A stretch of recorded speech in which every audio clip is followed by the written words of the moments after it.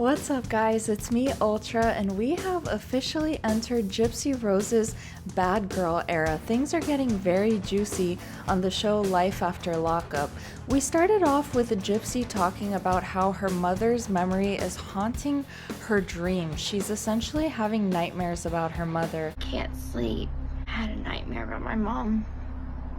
Snuck out of bed while Ryan was still asleep. I genuinely believe it because I have heard of people that have committed crimes before being haunted by their victim. I can't sleep 'cause my bed's on fire. And typically they have to deal with these memories when they're incarcerated. But we then went on with Gypsy meeting one of her cousins. It was a little bit unclear to me whether that was her cousin or her mother's, because the person had mentioned that the mother was somehow close in age, but they were a tattoo artist. What did they mean when they say different? It was like she was bipolar or something. One day, your mom was still very much a teenager. We were on the trampoline. We peel up and open this orange, and she picks off this one little pocket, and she's talking to it like it's a baby or something like that. And Gypsy was asking if her mother struggled with bipolar disorder. When my mom would say she heard voices, I should have told someone then, like, hey, mommy hears voices. Yeah. But The person was talking about how she was talking to inanimate objects as though they were her babies. So there's some question there about the mental health of her mother. In the Special Olympics, and I was just like, yeah, of course she could walk. Of course she's dominating at Special Olympics, you know?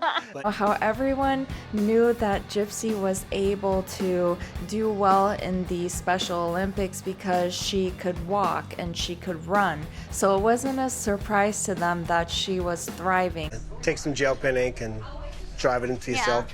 this one right here, it was a K for my ex. Once he dumped me, I was like, this freaking K needs to Yeah, go. scrubbing off with... And Gypsy talked about how she was aware that her mother was hearing voices and she wished she would have said something. She ended up getting a tattoo and the tattoo looked quite nice. The line work was very good. Ryan was there. He's gonna do like a rose, and then the leaves are gonna be like a fleur-de-lis. Ooh, You know, I wanted a rose. I know. Mwah. My Gypsy Rose. He ended up also getting a tattoo, but his was based around Gypsy and he wanted it to be a rose. And then Gypsy's dad was waiting for him in the meantime. You ain't got nothing to remind you of me, though. Not yet. Not yet. Gypsy's stepmother, who apparently has been in communication with Ken, and this is where things get a little bit spicy. Ken has been in communication and asking many questions about Gypsy, and her stepmother said, oh, she might have broken up with him, but I don't throw people away. I knew in my heart she was gonna be safe. I wouldn't have worried. And I didn't know there was more to the story of why he ended it. There was an individual named Steve who apparently commented, hey Gypsy, please tell Ken to give me back all of our photos together and our scrapbooks. And it just sounded very romantic, and it was man with man action, it appeared like. And an individual asked, is Ken fruity? Is Ken alphabet mafia? And the person said, I don't kiss and tell, I'm a gentleman. So it was a little bit sus, and this information was apparently reported by the influencer named Nina that Gypsy Rose went off on, saying that they were panini pressed. Christy is highly encouraging Ken and Gypsy to get back together, and Ken apparently dumped Gypsy because he felt it would be the right thing to give Gypsy her space and allow her to blossom, to really find out who she is coming out of prison. But then he realized that she got Ryan, so he's regretted breaking up with her. But people are saying that he actually broke up with her because of this Steve individual. Boys kissing boys, girls kissing boys, everyone kissing everyone. It's quite juicy, and they're also alluding to the fact that Gypsy might be with child. Let her find herself on her own. He said, look, if he would have known, she would have dated found somebody else and got engaged. He wouldn't have let her go. So there's a moment where Ryan tells Gypsy that she didn't get the tattoo of him, and she was like, not yet. And I can definitely see that the chemistry is fizzling out a little bit. She's talking about how she had the K for Ken, but once he broke up with her, she wanted to have that off of her body immediately. Then she was very closely reading a magazine about herself. It was a tabloid magazine. She spilled coffee on it, and Ryan said, "Oh, it's okay, honey, it's just coffee." It's just coffee, baby. We'll just buy another copy. Yeah, we're probably gonna have to. Throw it away. Finally, we got to see Gypsy had her issues with Ryan's food hoarding. All of this was a pile of dirty clothes. He's already dirtying up my closet. I said the moment he would dirty my closet, we're having a fight. His filthy behavior. She's cleaned out his closet. He had dirty clothes. But this is something that I've been needing to get to. I have a history of living with a hoarder growing up. There was a whole room that was just like this junk room with piles and piles of clothes. He had all of this old food in his fridge, which she thought was absolutely disgusting, and it's a point of contention because apparently that's a trauma for her because her mother had hoarding tendencies, or so she says. So Ryan was aghast at the fact that she ended up cleaning everything out. Damn, you just hit me with a lot. I cleaned out all that in my closet. Well, I didn't know you were cleaning out our whole life. Gypsy has a conversation with Christy. I declined it for a second just so I could finish him. It's fine, he'll be fine. Cleaned it out and I washed all the clothes. It's about Ken. Yeah, that's right. If he loved you enough, he needed to let you go so you could find yourself. Is that why he ended things with me? Yeah. He regrets it. Like before I met Ryan, Mom, I was holding on so hard. Things get spicy once again when Christy relays the information that Ken only broke up with Gypsy because he didn't want to be codependent. He loved you that much, and he still does. Don't cry, you can make me cry. I loved him so much. Gypsy ends up crying, although I didn't really see any tears from her crying.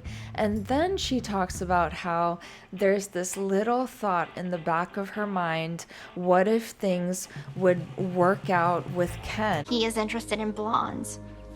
I'm not blonde, I'm a brunette. So I'd go in the shower, take fingernail clippers, and just cut my hair off. I would have given anything to that man. There'd be a second chance. She talks about how she loved Ken so much that he liked blondes, and as a result, she would cut off pieces of her hair because she's brunette. I was like, huh?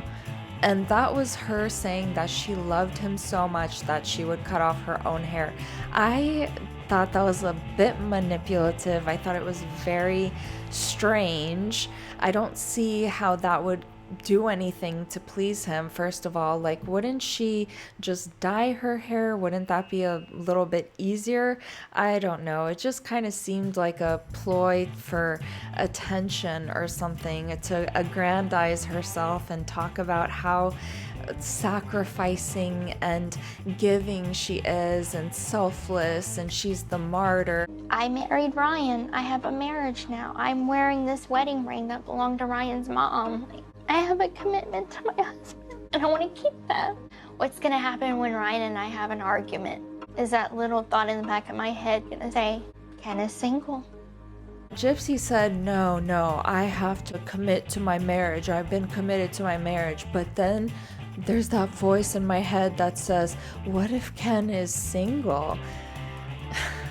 So it's just very clear, you guys, that Gypsy is really thinking about Ken and she wants another go at their relationship. But I think that Ken just wants to be in the limelight, and I think that's why he sought out Gypsy. I am leaning towards thinking that the person, Steve, who wants his scrapbooks back, might have something to his story. I don't know. I'm like, okay, gives me a little bit of a fairy kind of vibe, if you know what I mean. Because you don't throw pillows away. You absolutely do. You absolutely should change your pillows, especially when they look like this. This is gross.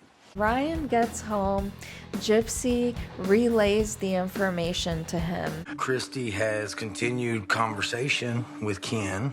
He's been reaching out to her just to ask questions and things like that because Gypsy has blocked his number, has refused contact. And the producer is asking Ryan, what happened last night? Did Gypsy talk to you? And Ryan's like, yeah, she talked to me, and Ken is an idiot because she's beautiful, she's out, of course he wants to be with her. His reaction was like, well, if you want to go be with him, then go be with him. I'm like, we are married. I am like, I love you.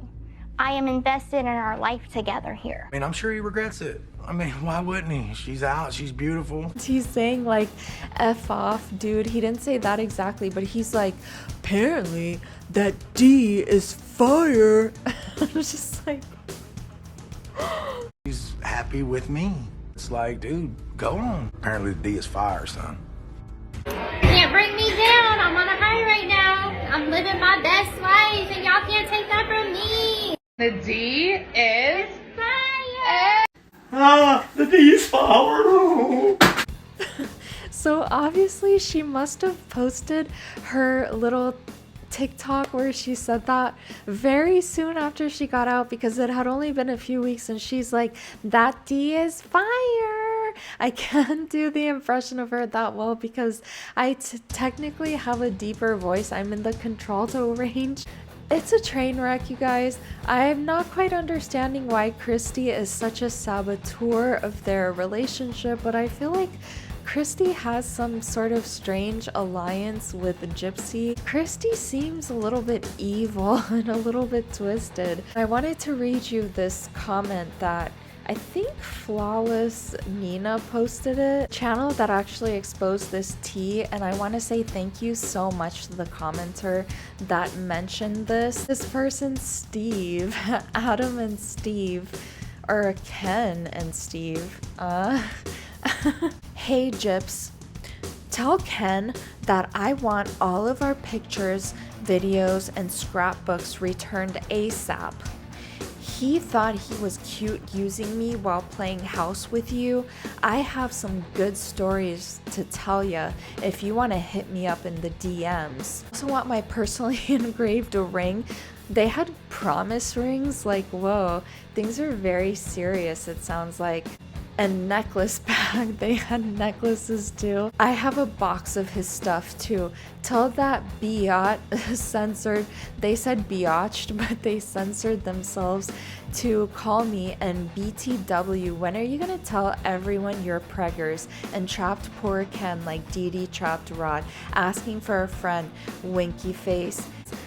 He spelled scared as F PHUCK that you are gonna be something to his child. Somebody said, is he gay, Ken? And he said, a real gentleman doesn't kiss and tell. They were also alluding to this in the preview. So I'm very curious what you guys think about all this tea, and if you guys could consider checking out my memberships and supporting me, it really helps the channel out a lot. Thank you guys so much for your support and for watching. Love you guys so much. Bye guys.